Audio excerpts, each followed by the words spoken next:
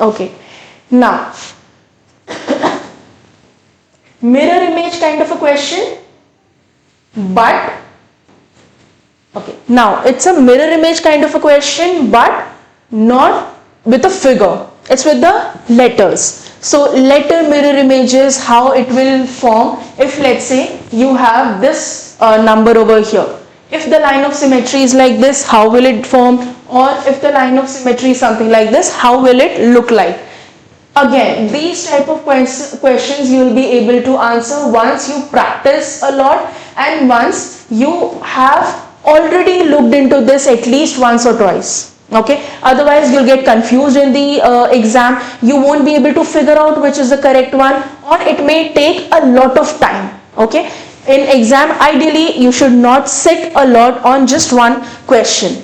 Okay, now MOUSE, and the mirror line is horizontal over here. So how should each of these letters look like? One way to go is you write over here how it should ideally look like. Okay, and then you can check for the correct one, or you can go word by word and check whether the mirror image of, not word by word, letter by letter, and you can check whether that letter has been mirrored correctly or not. Okay, so M mirror, what should it look like? Something like a W. Okay, it looks same, correct. M letter is correct for all.